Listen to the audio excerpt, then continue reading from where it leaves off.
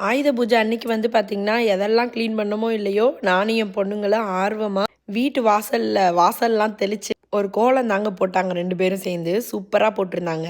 அது இல்லாம cycle, car எல்லாமே கழுவி எல்லாம் ரெடி பண்ணலான்னு நெனச்சோம். பட் அதுக்கெல்லாம் டைம் இல்ல. அதனால பரவாயில்லன்னு அப்படியே விட்டாச்சு. 2 பேரும் சேர்ந்து கலர் கோலம் அவ்ளோ அழகா போட்டிருந்தாங்கங்க. அது முடிச்சுட்டு நானும் விளக்கெல்லாம் விளக்கி வச்சுட்டு, கொஞ்சம் வீட்ட ரெடி பண்ணி வச்சுட்டு, அப்படியே வந்து பக்கத்துல இருந்த ஒரு கடைக்கு போயிட்டோம். இது வந்து கீதிகாவோட ஐடி கார்டு. 1 கிரேடு, 2 கிரேடு, 3 கிரேடுன்னு சொல்லிட்டு, அதான் ஒவ்வொரு இதுலயும் நான் வந்து வளர்ந்துருக்கேன்ல, நான் பிக் கேர்ள் ஆயிட்டேன்ல அப்படின்னு சொல்லி கேட்டுட்டே இருந்தாங்க. இப்போ டெய்லியும் ஒரு விஷயங்க.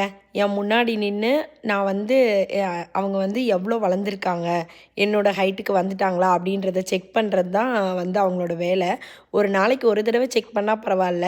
காலையில், மத்தியானம், நைட்டு எப்பெல்லாம் என்கிட்ட வந்து நிற்கிறாங்களோ, நிற்கும் போதெல்லாம் ஒரு 5, 6 தடவை செக் பண்ணிடுவாங்கங்க. போய் பொரி எல்லாம் வாங்கிட்டு வீட்டுக்கு வந்தோமா, வந்து பார்த்தா ஒரு பார்சல் இருந்துச்சு. சடனாக எனக்கு ஸ்ட்ரைக் ஆகலை. அப்புறம் தான் ஞாபகம் வந்தது, ஊரில் .comல இருந்து நமக்கு வந்து ஸ்வீட்டு, ஸ்நாக்ஸ் எல்லாம் அனுப்புகிறேன்னு சொல்லியிருந்தாங்க.